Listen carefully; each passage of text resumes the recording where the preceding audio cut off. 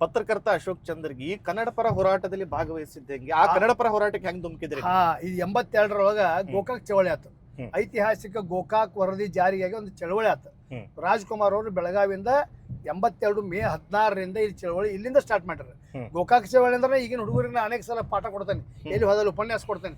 ಗೋಕಾಕ್ ಚಳವಳಿ ಅಂದ್ರೆ ಗೋಕಾಕದಾಗ ನಡೆದಿದ್ದ ಗೋಕಾಕ್ ನಗರದಲ್ಲಿ ಅಂತ ತಿಳ್ಕೊಂಡಿದ್ದಾರೆ. ಅವಾಗ ಗುಂಡ್ರಾವ್ ಸರ್ಕಾರ ಇದ್ದಾಗ ಮಾಧ್ಯಮಿಕ ಶಿಕ್ಷಣದಲ್ಲಿ ಕನ್ನಡದ ಸ್ಥಾನಮಾನ ಏನಿರಬೇಕು ಅಂತ ಹೇಳಿ ನಿರ್ಧಾರ ಮಾಡೋ ಸಲುವಾಗಿ ಜ್ಞಾನಪೀಠ ಪ್ರಶಸ್ತಿ ವಿಜೇತರಾದಂತಹ ವಿನಾಯಕ್ ಕೃಷ್ಣರಾವ್ ಗೋಕಾಕ್ ಅವರು ಒಂದು ಕಮಿಟಿ ಮಾಡಿದ್ರು. ಆ ಕಮಿಟಿ ಗೋಕಾಕ್ ಏನ್ ಮಾಡಿದ್ರು, ರಾಜ್ ತುಂಬಾ ಅಡ್ಡಾಡ್ರು.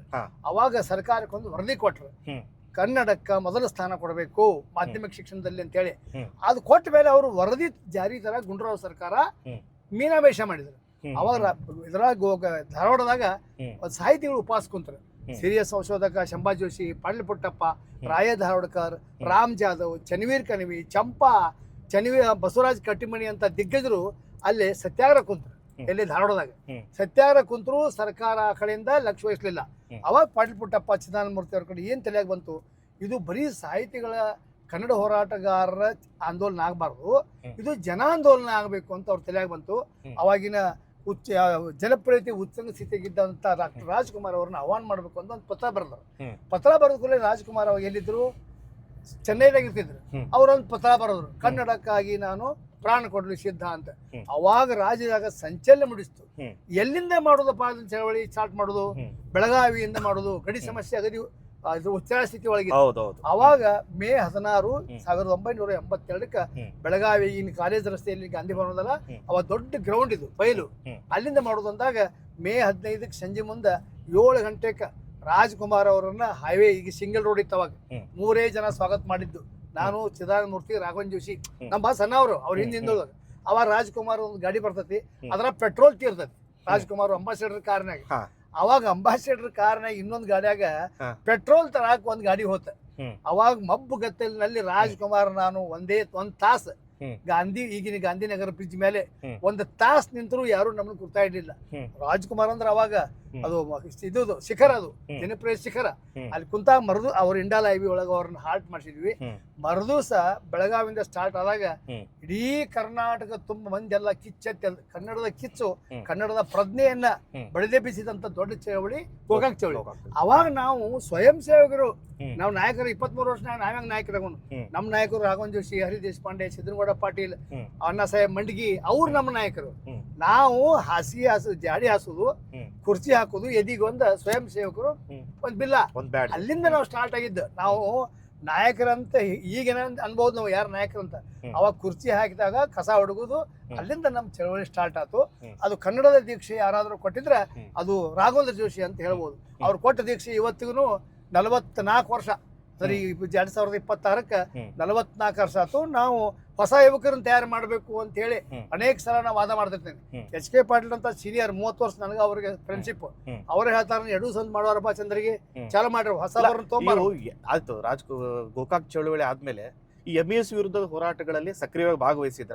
ಹೌದು. MES ವಿರುದ್ಧ ಅದು ಸತತ ಹೋರಾಟ, ನಿತ್ಯದು. MES ವಿರುದ್ಧ ನಿತ್ಯ ಹೋರಾಟ. ಅದೇನು ಒಂದ್ ದಿವಸದಲ್ಲ. ಅವಾಗ MES ಅವ್ರ 5 ಮಂದಿ ಆರಿಸಿ ಬರ್ತಿದ್ರು. ಕುಚಗಾಂವ್, ಖಾನಾಪುರ, ಬಾಗೇವಾಡಿ, ಬೆಳಗಾವಿ, ನಿಪ್ಪಾಣಿ. ಅವ್ರು ಇನ್ನೊಂದೇನ ದುರಂತ ಅಂದ್ರೆ, ಅವ್ರು MLAಗಳ ಮಾತು ಕೇಳುವಂತ ನಮ್ಮ ಸರ್ಕಾರ ಇರ್ತಿತ್ತು, ರಾಜ್ಯ ಸರ್ಕಾರ. ಇವತ್ತು ಗುಂಡ್ರಾವ್ ಇರ್ಲಿ, ಇವನ್ ರಾಮಕೃಷ್ಣ ಸರ್ಕಾರ, MES ದವ್ರ ಮಾತು ಕೇಳ್ತಿದ್ರು. ಯಾಕಂದ್ರೆ ಅವ್ರ MLAಗಳು. ಈಗ ರಾಮಕೃಷ್ಣ ರೆಡ್ಡಿ 83 ಗವರ್ಮೆಂಟ್ ಬಂದಾಗ ಅವರು ಬಾಹ್ಯ ಸಪೋರ್ಟ್ ಕೊಟ್ರು. MES ಅವರು 5 ಮಂದಿ, 18 ಮಂದಿ ಬಿಜೆಪಿ, 5 ಮಂದಿ MES. ಹೆಗಡೆ ಅವ್ರ ಸರ್ಕಾರಕ್ಕೆ ಬಾಹ್ಯ ಸಪೋರ್ಟ್ ಕೊಟ್ರು. ಯಾಕಂದ್ರೆ ಜನತಾ ಪಕ್ಷ, ಅವಾಗ ಜನತಾ ಪಕ್ಷ ಬಂದಿದ್ದು ಬರೀ 90, 113 ಬೇಕು.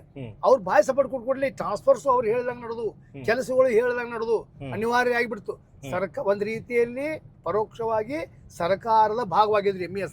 ನಾವು ಒಬ್ಬೊಬ್ಬ ಅಧಿಕಾರಿಯನ್ನು ಟ್ರಾನ್ಸ್ಫರ್ ಮಾಡಿಸ್ಬೇಕಾದ್ರೆ ನಮಗೆ ಕುರಿಕೊಂಡು ಬೀಳ್ತಿತ್ತ. 4 ರೂಮ್ ಕಂಗ್ರಾಳಿ ಶಾಲೆ ಅಂತದ, ಕಂಗ್ರಾಳಿ KH ಕಂಗ್ರಾಳಿ. 4 ರೂಮಿನ ಶಾಲೆ ಸಲುವಾಗಿ 12 ವರ್ಷ ಹೋರಾಟ ಮಾಡೋದು ಬಂತು. 86ರಿಂದ 97ರವರೆಗೂ ನಾವು ಆ ಶಾಲೆ ಕಟ್ಟಡ ಸಲುವಾಗಿ ಹೋರಾಟ ಮಾಡಿದ್ವಿ. ಒಂದ್ ಶಾಲೆ ಸಲುವಾಗಿ 12 ವರ್ಷ ಹೋರಾಟ ಮಾಡಿದ್ದು ಎಲ್ಲಾರು ಇತಿಹಾಸ ಇದ್ರೆ ಅದು ಬೆಳಗಾವಿ. ಆಗಿನ ಕಾಲದಲ್ಲಿ MES ಶಾಸಕರು ಕರ್ನಾಟಕ ಸರ್ಕಾರವನ್ನು ಅಲ್ಲಾಡಿಸ್ತಿದ್ರು. 100% ಇದು. ಒಬ್ಬ ಅಲ್ಲಿ ವೈಎಸ್ ಸೀಲ್ಧಾರ್ ಅಂತಿದ್ರು, ವೈಎಸ್ ರಾವ್ ಅಂತ. ಹ್ಮ್. ಅವರು MES ಅವರು ಗುಂಡಾಗಿರಿ ಮಾಡಿದಾಗ, ಕಲ್ಲು ಹೋರಾಟ ಮಾಡಿದಾಗ ಪೊಲೀಸನ ತಲೆ ಹೊಡಿತು. ಅವರು ಈ ಮರಾಠಿ ದಿನಪತ್ರಿಕೆ ಕಚೇರಿ ಒಳಗೆ ಹೋಗಿ ಅಡಿಕೊಂಡ್ರು.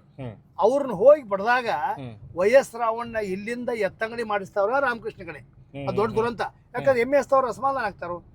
ಈ ರೀತಿ ಅವಾಗ MES ಅವ್ರು ಆರಿಸಿ ಬಂದ ಕೂಡಲೇ ನಾವು ಒಂದ್ ಸಾಲಿ ಸಲುವಾಗಿ ಜಗಳ ಮಾಡೋದು, ಒಬ್ಬ ಕನ್ನಡ ಅಧಿಕಾರಿ ಏನಾರು ಮಾಡಿದ್ರೆ ಜಗಳ ಮಾಡೋದು, ಈ ಸ್ಥಿತಿ ಅವಾಗಿತ್ತು. ಅಂದ್ರೆ MES ಪುಂಡತನ ಬೆಳಗಾವಿಲಿ ಇನ್ನಷ್ಟು ಹೆಚ್ಚಾಗಲಿಕ್ಕೆ ಸರ್ಕಾರದವರು ಪರೋಕ್ಷ MES ಅವ್ರ ಪರೋಕ್ಷ ಕಾರಣ. 99ರಾಗ ಯಾವಾಗ MES ಎಲ್ಲಾ ಕ್ಷೇತ್ರದಾಗ ಹೋತು, ಅವಾಗ ನಮ್ಮ ಪಕ್ಷದವ್ರು ಆರಿಸಿ ಬಂದ್ರ.